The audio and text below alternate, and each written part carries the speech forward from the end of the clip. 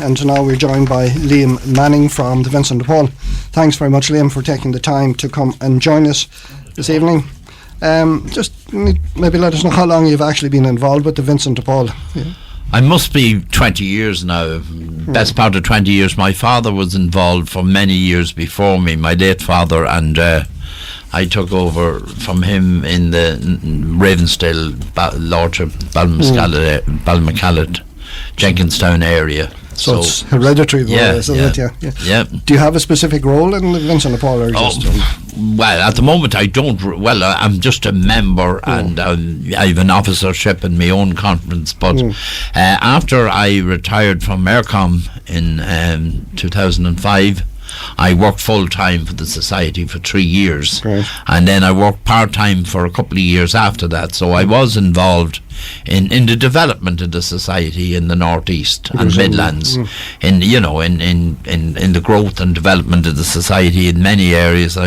For a few years I was member of the national finance team in Dublin, and I was involved in training at one stage as well, so I've held a lot of different positions, but I think I'm getting on a bit now. Would that have involved trying to recruit new members? New members, yes, but that's sort of something that is always...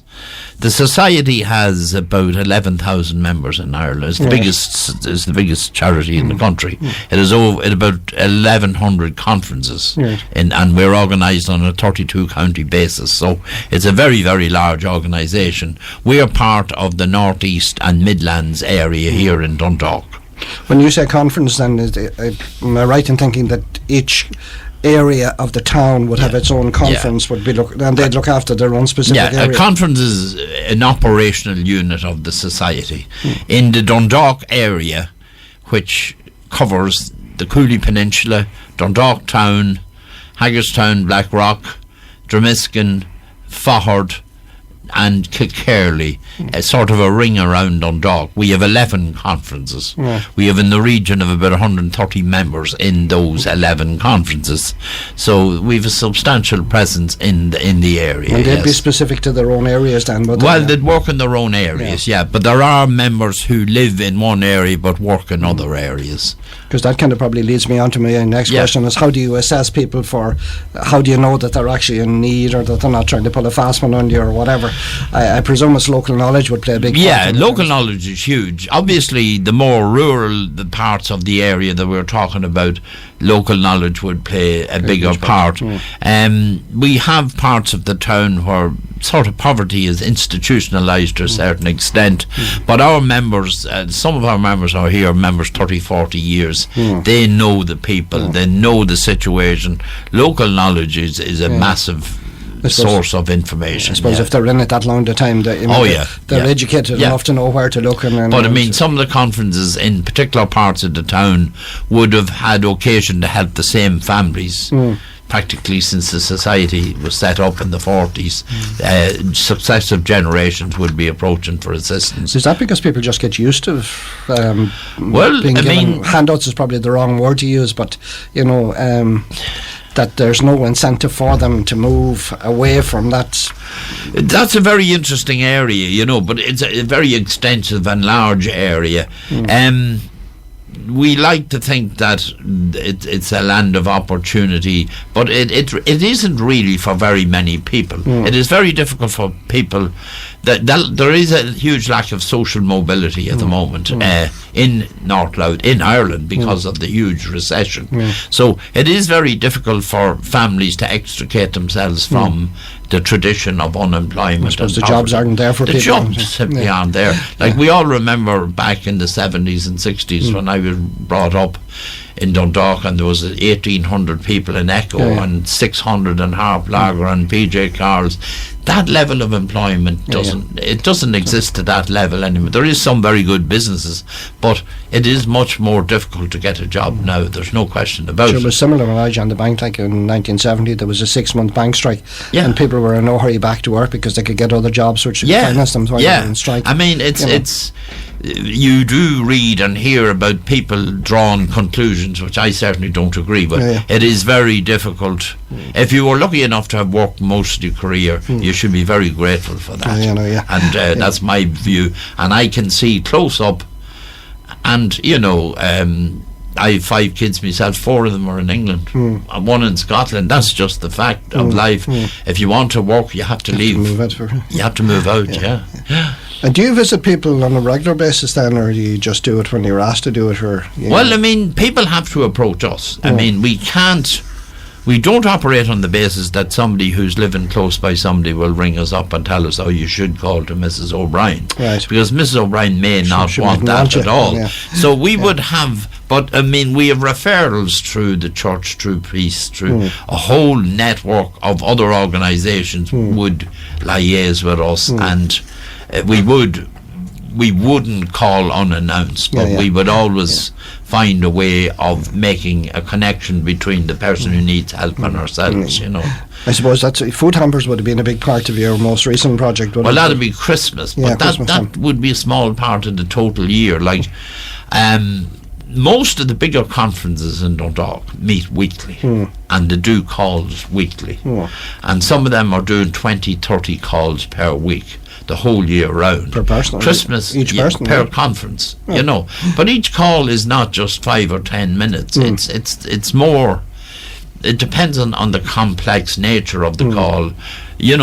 Apart from helping with food and money and help bills, etc., there's a whole assistance required on occasions where people just want to talk about their problems. You're dealing with loneliness. You're dealing with a huge range of complex emotions, so in time you can't rush through somebody's hardship, and I suppose it gets to the stage as well where people can't rely on the Vincent de Paul people to call to them every week, because well, we don't encourage calling every week, because that's not the way to help people. We try to encourage self-sufficiency over a period of time, but we do step into the breach for an awful lot of problems, and for a lot of people something like a washing machine ceasing to exist, or an oven blowing up, or something that most people can take in their stride, or relatively in their stride, that's the end of the world, and that can set off a cycle where something has to give to pay for the new washing machine.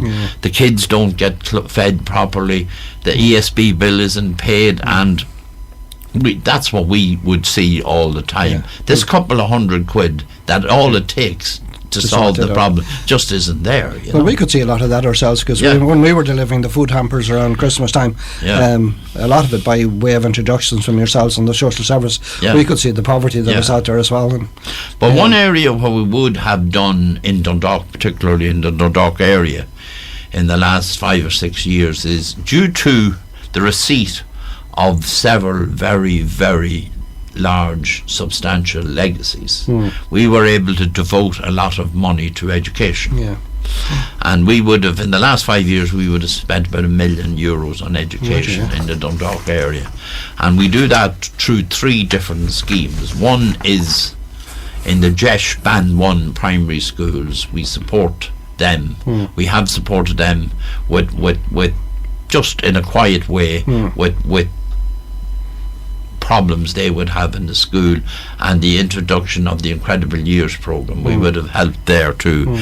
We also have managed to help all the secondary schools in the Dundalk area every year, where we would put in money in a quiet way to help with school books, with a whole range of services. The rest of the students wouldn't actually know. Nobody would know about it. It could be as something like a school tour, a child being denied where the family mightn't have the money to let them go on a school tour, and to a 14 or 15-year-old that could be absolute desolation. So we provide money to the secondary schools to bridge these gaps that they don't.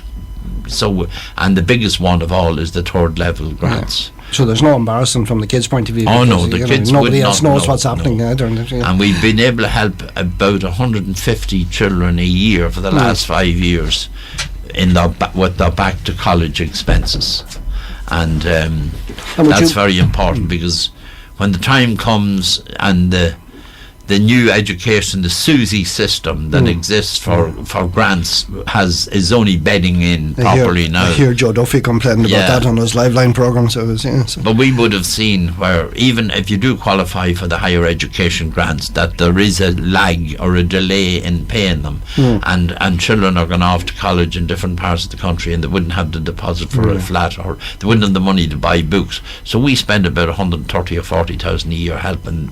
Would you follow that through from year one right through? We have followed it through with people. Now, it's only, we can't guarantee next year that we can do it. Right. But we have got legacies, and we have ring-fenced that money, and that has gone on education, because we do really believe that possibly the best way to get out of long-term poverty is through education. It still is, you know. And I presume you're like ourselves, like you don't find it that easy to raise money anymore, and not as easy as it used to be. No, well, I mean, we've a big reliance still on Churchgate collections.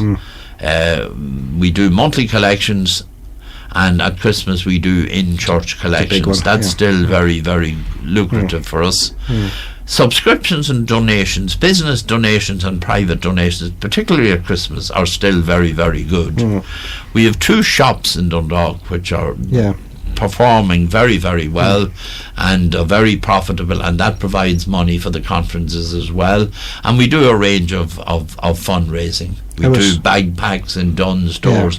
We do anything. You know, we'd have race nights or different things from time to time. But we're under pressure. You're a bit like ourselves, because I mean, anytime you get a good idea, we had a great idea years ago for a poker classic where we raised about 40,000 one year, and then everybody else gets on the bandwagon and just kills the thing off. Everything is the attention span of the public now for any new idea is pretty short. Even Rotary now have their Shrove Tuesday breakfast every year. They have it, and last year Bank of Ireland had one that morning, and the Geraldines had one, and was it Father Mark O'Hagan is having one this year. So I mean, it all takes away from one of the Rotary's main fundraisers, and I think that's probably common enough amongst all of us in our own different ways. I mean, everybody's robbing each other's ideas, and you know, they have a lifespan of a couple of years, and then you have to look for something else. Some new fad takes over. Be duck races or something like that. But no, we have been lucky. The public have supported us. You know, I think, you know, we are on the ground. We're a little bit like the GAA. We are sort of in every parish in Ireland, and people know that we carry out our work in a very confidential, quiet way. We're non-judgmental, and, you know... But I think what people appreciate no more than with ourselves is they know that every penny they give in goes straight back out again. Right, you know, there's no big salaries to be paid. We have no overheads. You know, none. Similar to ourselves. It all goes out, you know. Just, Tadhg, can I just say something? We are, like everybody else, we're always interested in new members, and we're having an open evening in the Crown Plaza on the 18th of February. It'll be advertised closer to the date, and we would like to invite anyone who's listening who might be interested in giving a few hours a week to the society to come along to that. It'll be in the Crown Plaza on Thursday the 18th of February. And just watch the local papers and the local media. Well, we can give that a mention over the next couple of weeks on our programme as well. We'd appreciate that, yes. All right. But, thanks very much, Liam. Very good of you to come and join us. Not at all, no. Update us on what's happening. So, thank you very, very much. Okay.